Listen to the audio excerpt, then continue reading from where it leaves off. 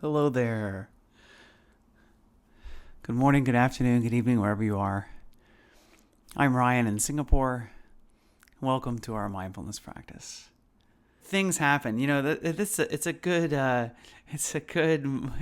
mindfulness practice. In that I can just feel. I can even hear it in my voice now. Just like kind of a panic setting in because of me wanting to start the live event on time. And so just trying to rush to put everything back together. And,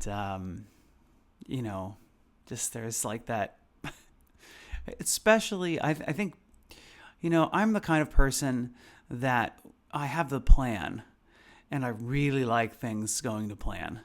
And when things don't go to plan, that is a very stressful time for me. And it doesn't even have to be, like an insight time or live event. It can be any small thing in life. Like if there's something that alters the plan, it's just baked into my personality. Something that I've grown to love over the years is this version of me. So, yeah. So, we'll get into today's topic shortly. Before we do, I guess one thing I wanted to say is I just wanted to say something that's going on in my life because I feel like this is a helpful thing to share. Is that yesterday I had some conflict with my spouse, and as it was happening, during that time, I remembered my compassion practice. I remembered, because I've done compassion practice enough, if I give compassion, if I think compassionate thoughts, even as difficult as it can be, as upset and angry as I might be, I know that compassion is the way to diffuse a lot of the really strong emotions that I'm having, right? So I tried to begin using those phrases that I usually use, to say them in my mind towards my partner. And I found it was really difficult. And so what I did was I backed up a little bit and I started with self-compassion.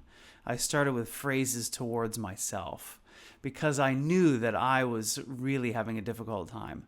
And so those phrases really helped to prime me, right? So and meaning it, right? May I be happy and contented, right? Wishing for my own happiness. May I feel safe and protected and free from inner and outer harm. I mean, I know I say these phrases a lot in our meditation, but like, wow, to use them and to mean it,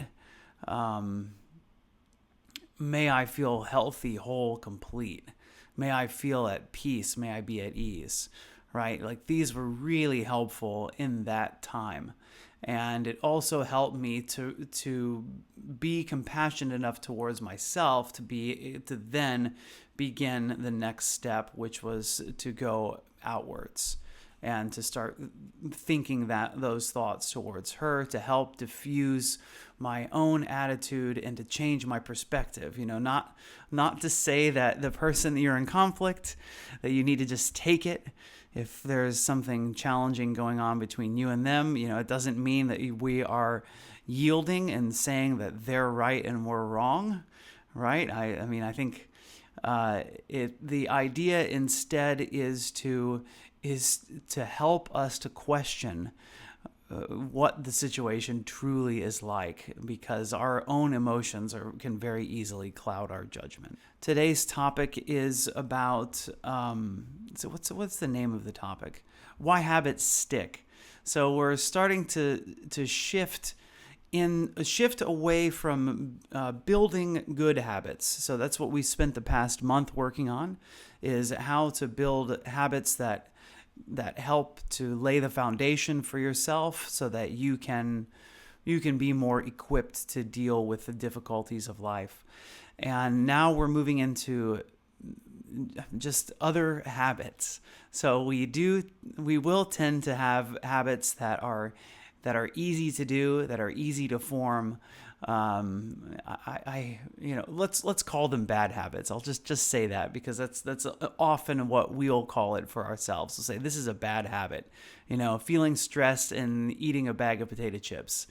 A lot of us would call this a bad habit.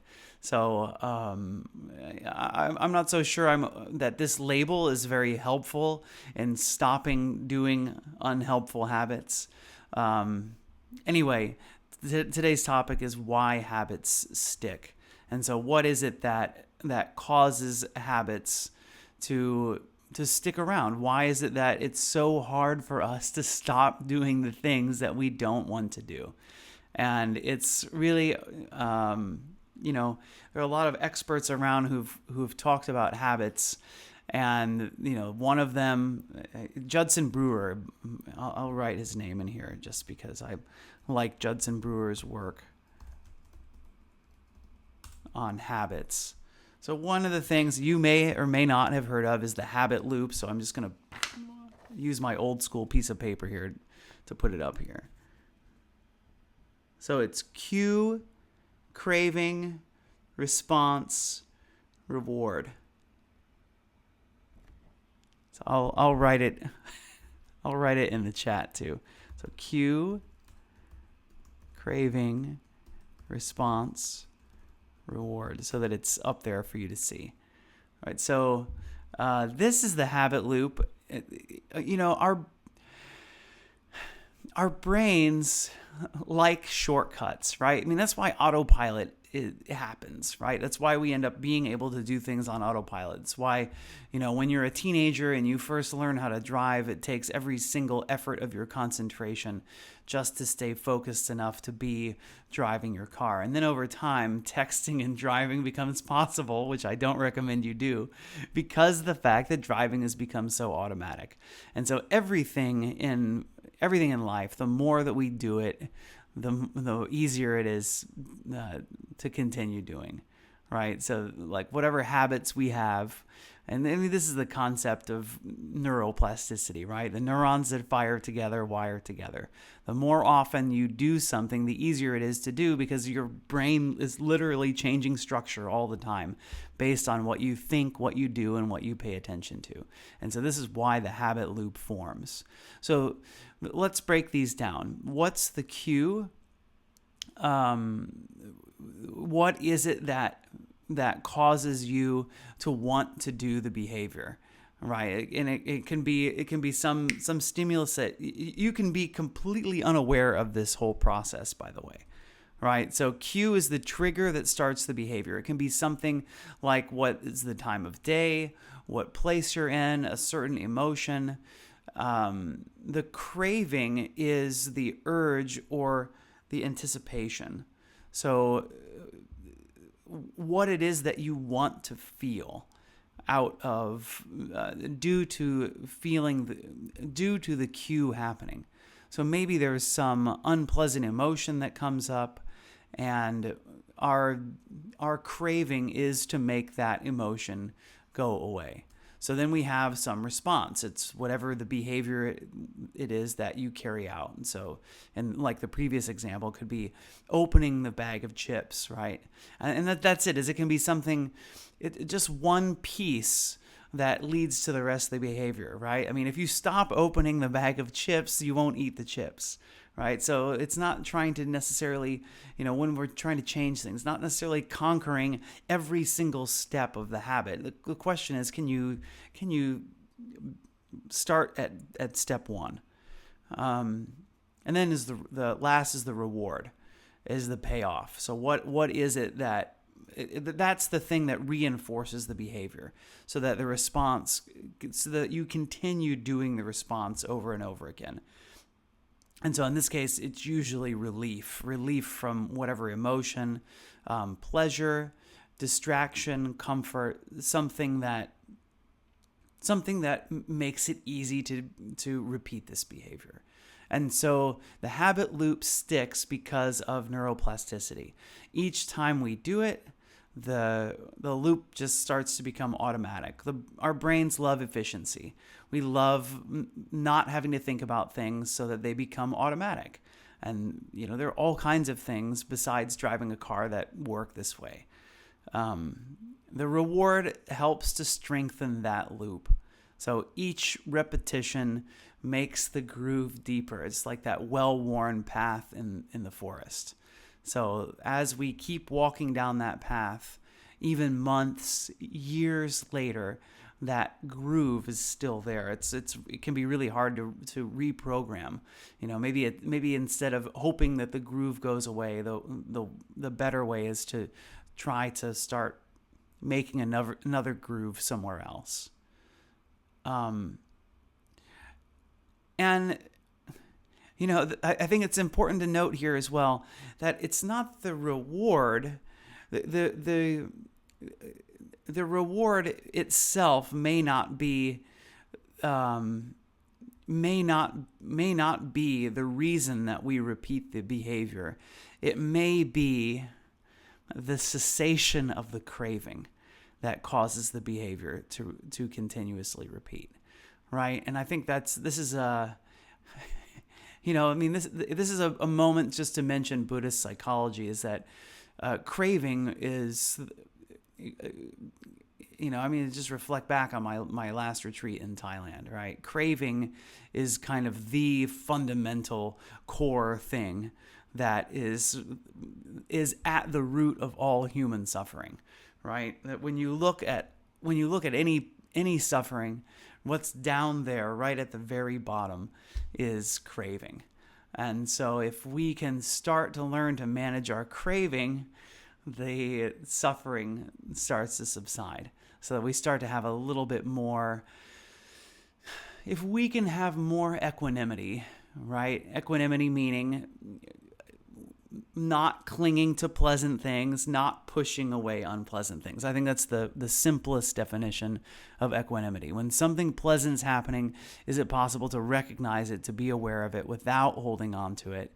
When something unpleasant is here, is it possible to recognize it, be aware of it without trying to push it away immediately, right? So is it possible to notice those things? And that can be kind of the key to being free from the cravings.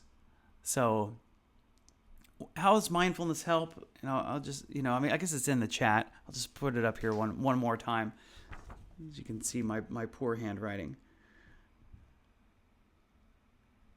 How does mindfulness help in this process? You can actually see all 4 steps.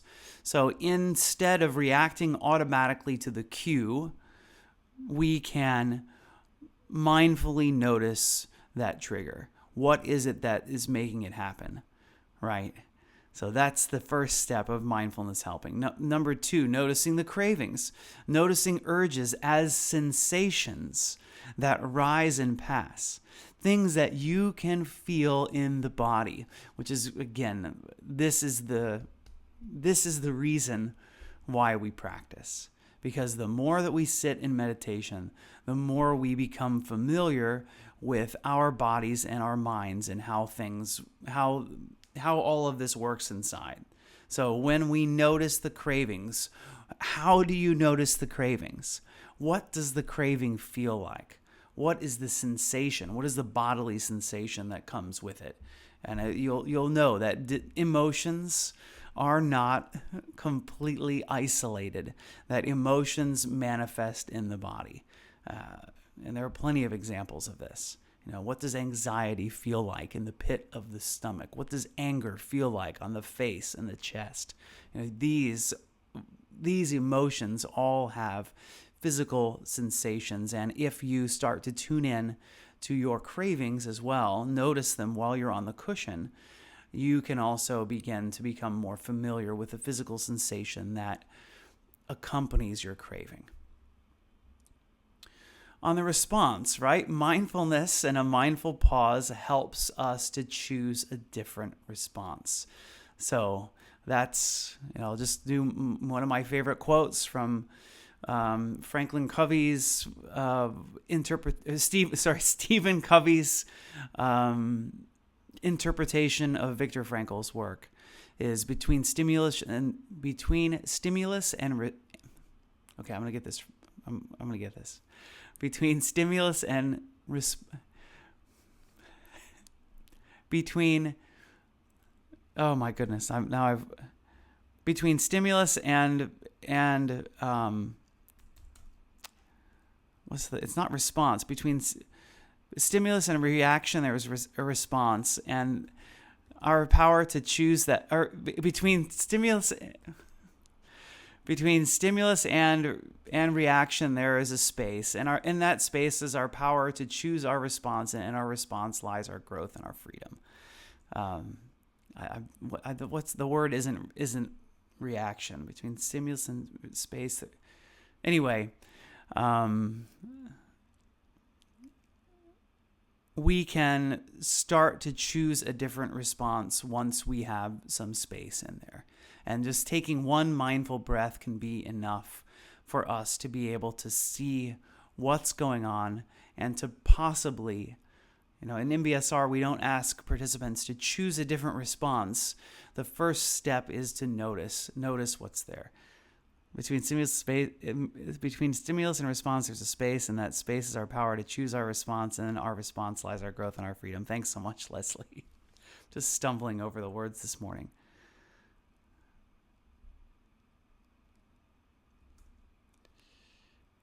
In rewards, mindfulness helps us savor healthier rewards. So rewards that may not be immediate. We can remind ourselves, what are the rewards of choosing the path that might be a little bit harder than the one that we choose when we default to our own patterns? Maybe peace, maybe presence, maybe self-respect, maybe healthier body. And so let's use mindless snacking as an example. So our cue is stress. The craving is the comfort. The response is opening the bag of chips. The reward is that momentary relief that we get. And then, the other thing too is like afterwards, and that's what's funny is that it's that momentary relief that drives the behavior, and our mind isn't even cued in to the guilt that happens later, right? The unpleasant response, the unpleasant feeling that might even be worse than the initial craving. But because the habit loop's so easy to fall into that we miss, or we're just unable to stop it. So the reward is that momentary relief. With mindfulness, we can notice the stress, pause, maybe breathe, drink a glass of cold water, and then remember the new reward of calm without guilt. So as we get going into our practice today, just a reminder, I'm going to say, habits are like well-worn paths in the forest.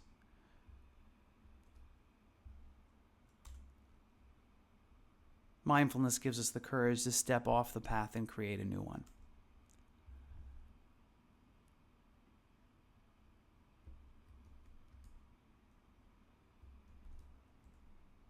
And the craving isn't the enemy, it's a messenger. Mindfulness lets us hear what it's saying before we act. All right, you ready to go? Ready to get into our practice? Any questions or comments before we get rolling? Between stimulus and response, there's a space, and that space is our power to choose our response. In our response lies our growth and our freedom.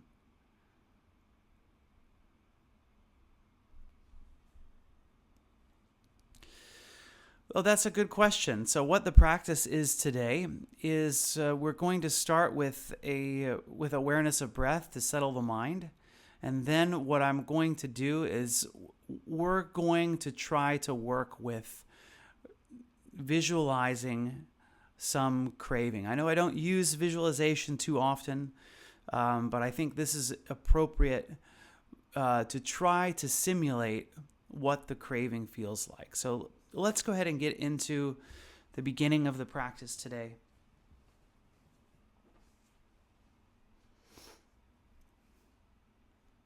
And so it's kind of good to prime you on that, to let you know that that's where we're going to be going today.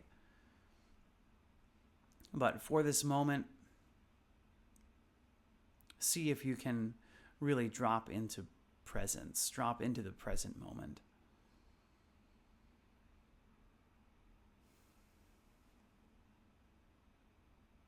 Because this present moment awareness is what we will be using today to notice what that craving feels like. So your mind may want to already be searching for what craving you're going to choose today. I would encourage you just to let that go. I'll give you time to think about that later. Just for now, let's focus on what it feels like to be here. So whatever posture you're in, see if you can settle into that posture. You can roll your shoulders, move your head back and forth, just to help to relieve a little bit of the tightness that you may be feeling. Any tension in the body, just as best you can, just noticing it, being aware of it.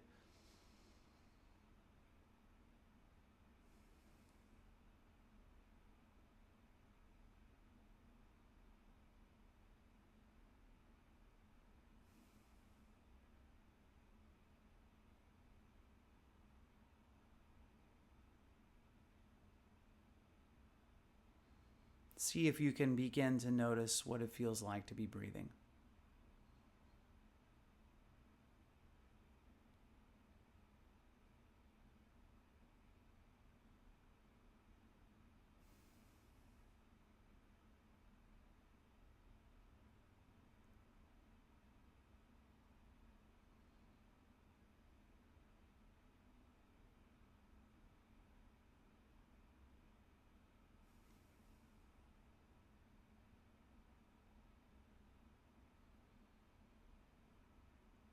Noticing the actual physical sensations of the breath.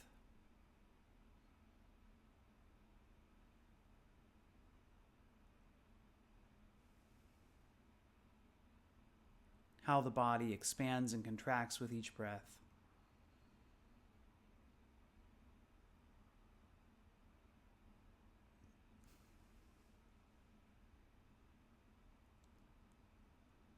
And maybe seeing if you can become aware of how the mind and the emotions are changing with each breath.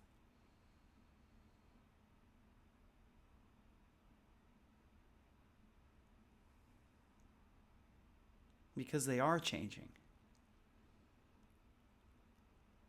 Even if very slightly and very subtly.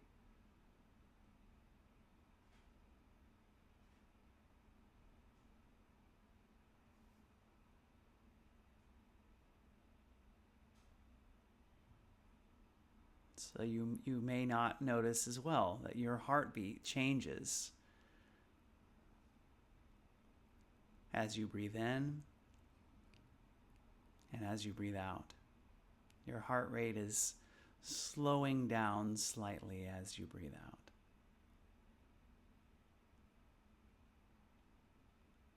Speeding up slightly as you breathe in.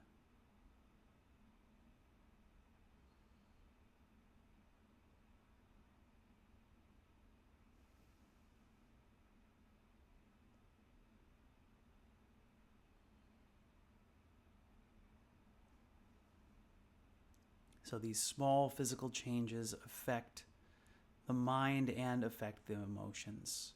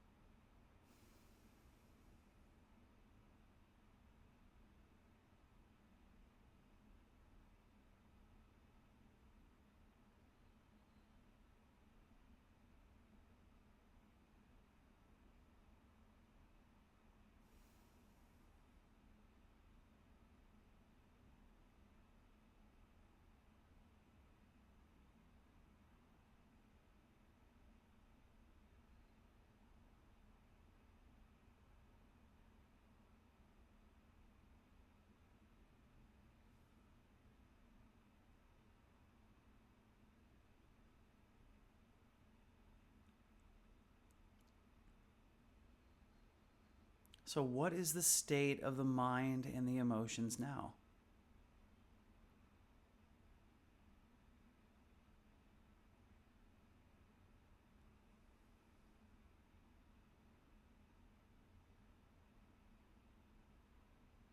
So, just pinning the roadmap. Where are you right now? How are you feeling?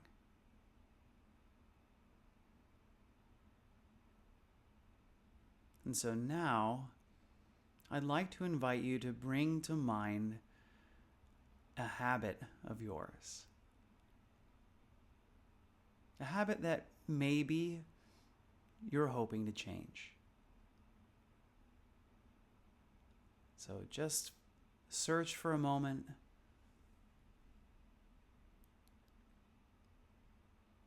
One habit that you're aware of.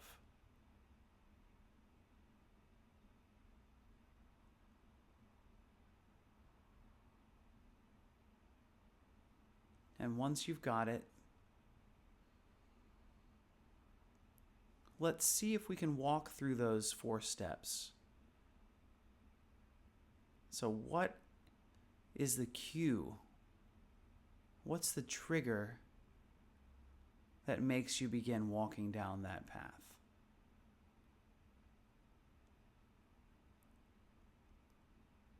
What's the craving?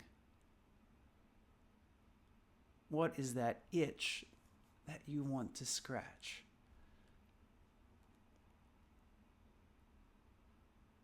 What's the response? What do you seemingly uncontrollably do? And what are the steps, right? Just like eating a bag of chips, right? That if you can break it down to those steps, notice that very first step.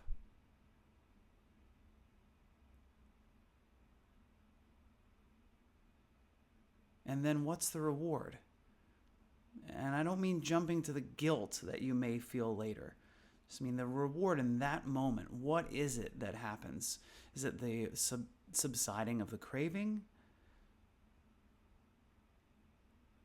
Is there more to it? See if you can really pin down what that reward is, what it feels like.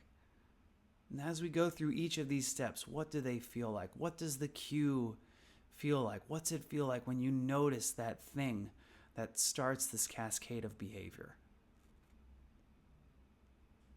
What's the craving feel like? What's the unpleasant, uncomfortable sensation that comes along that makes you want to scratch that itch so badly?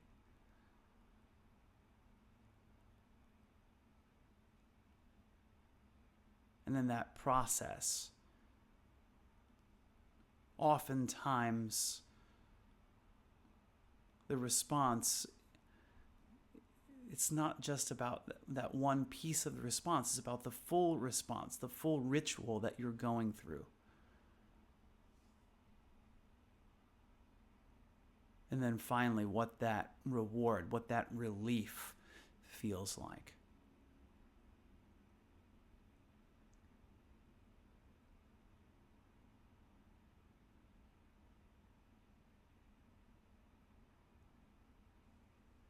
So we're here on the cushion. We're here imagining this. We're not actually doing it. What does it feel like? Just see if you can go through those 4 steps once again.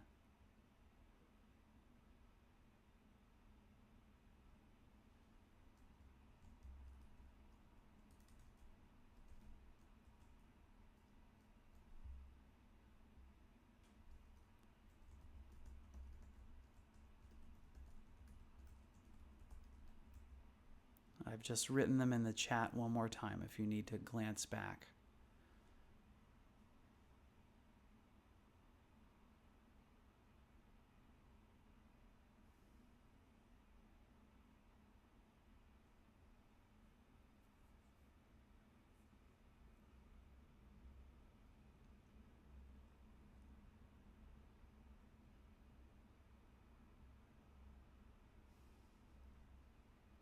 And now, with this familiarity, as we become more familiar of the cue, we can mindfully already anticipate the kind of craving that's coming up. I mean, that's the joy of these steps, is that you can interrupt these steps at any time before the action is taken. So you can use observation and knowledge of the cue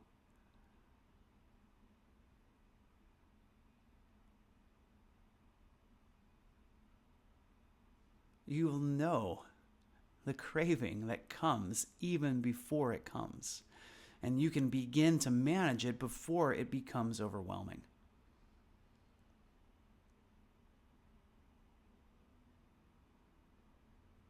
And then if you don't get it at the cue, you can start to diffuse it at the craving.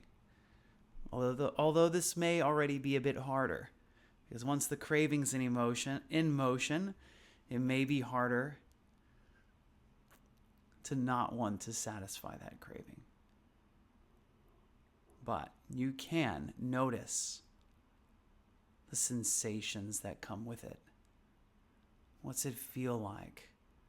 This unsatisfactoriness that arises as physical sensations in the body, as craving rises up.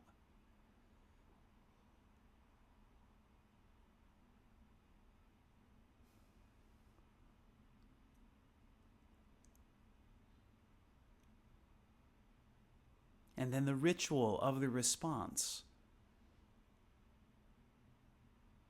I think this is an important piece to mention as well, is that this is the moment where self-compassion comes in, right?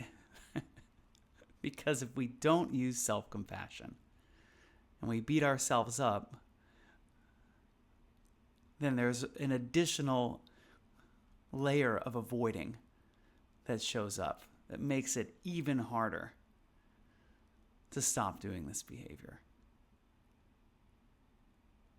So there's more avoidance that shows up. So can you just walk through the steps of the resolution of this response, noticing how each piece feels?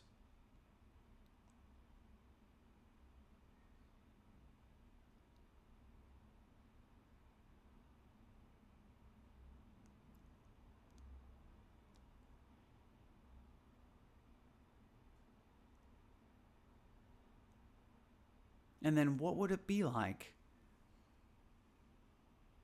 if we were able to stop at the cue? So just want to invite you one more time to go through this habit loop, but this time imagining success, imagining that you stop at the cue.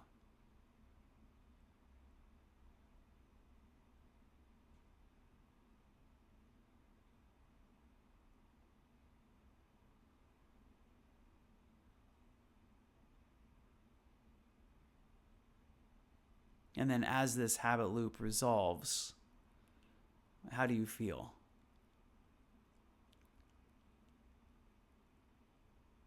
That's something to remember, is that emotions are constantly changing. Even a short wait can change the emotional landscape. Just a few minutes maybe is enough.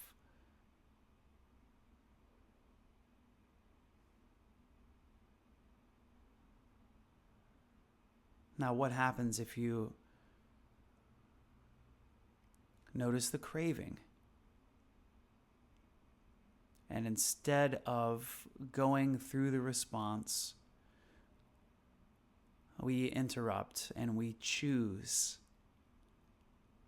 a different response? Between stimulus and response, there is a space. in that space is our power to choose our response. And mindfulness is what widens that space. Choosing a different response. Maybe there's another way to help that craving without going down the same road that we always go down. Imagine success. What does that success look like?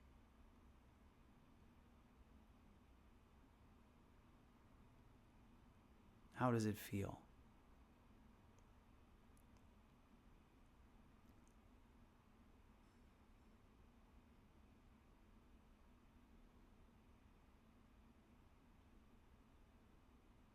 And so now let me invite you to take a deeper breath in.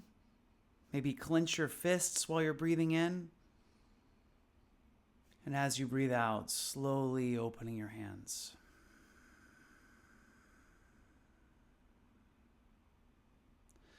Take one more deep breath in. And see if you can release all the imagination, everything we've done in this exercise with the exhalation.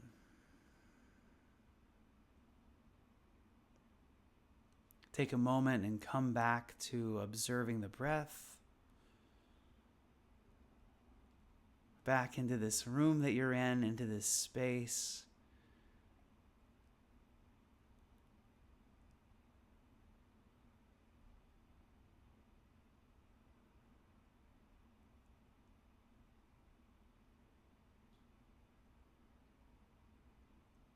Following the inhalation and the exhalation. Breathing in, breathing out.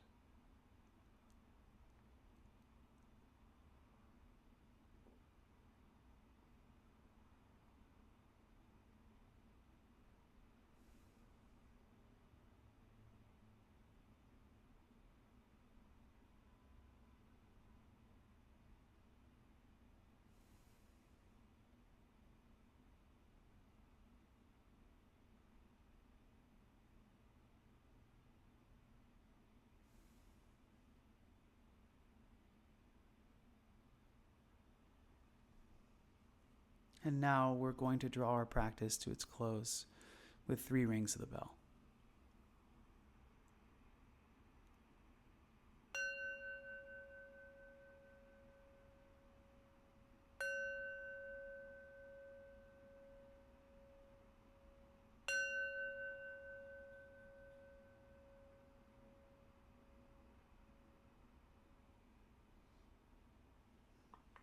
Okay.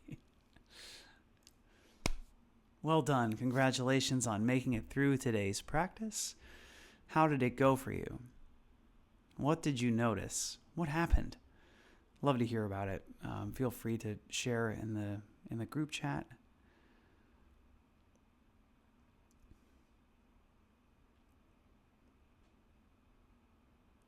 Thanks, Angie.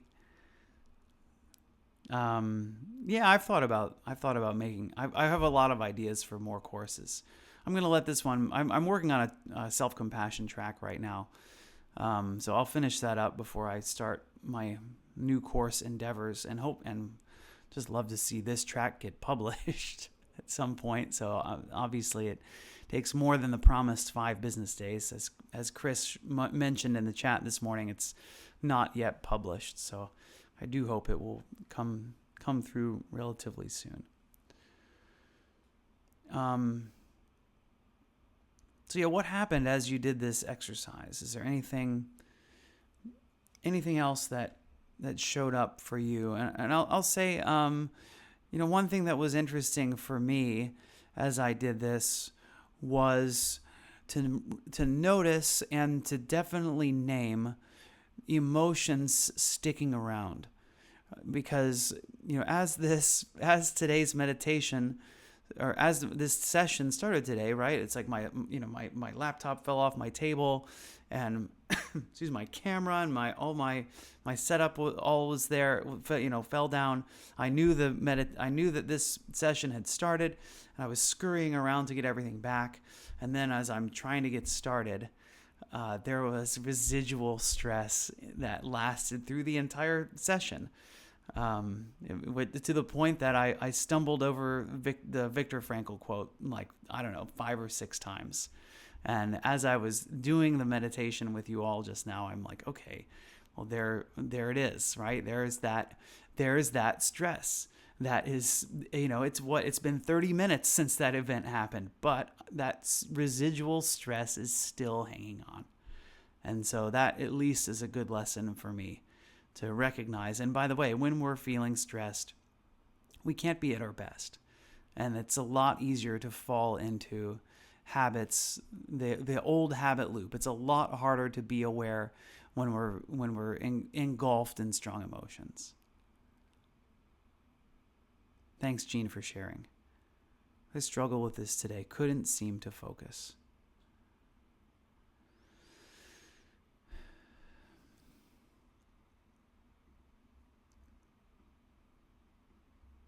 If you don't follow me on Insight Timer, would encourage you to. There was a lot to focus on, says Angie. Thanks for sharing.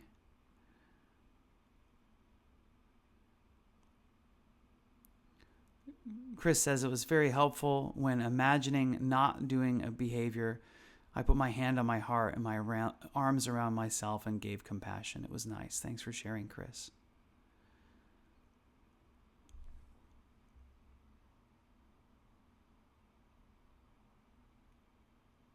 All right.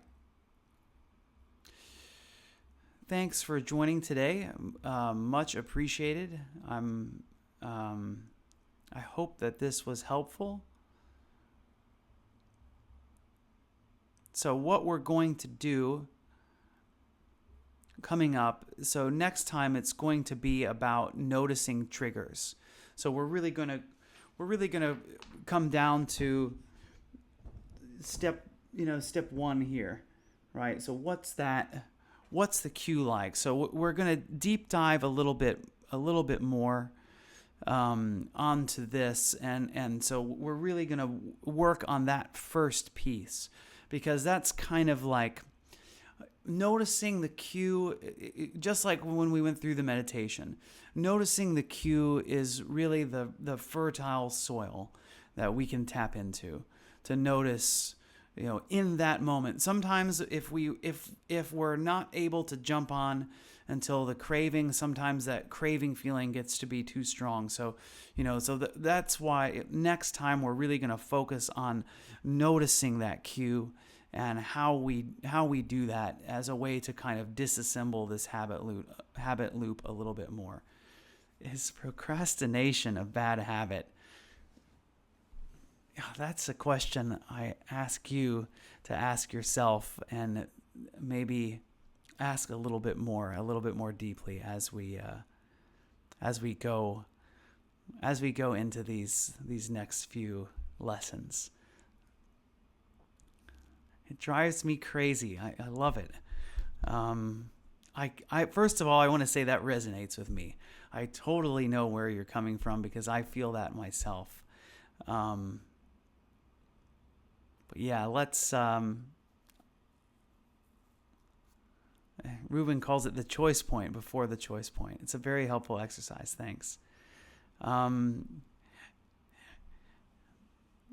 Is procrastination? Procrastination is something that I definitely want to change sometimes.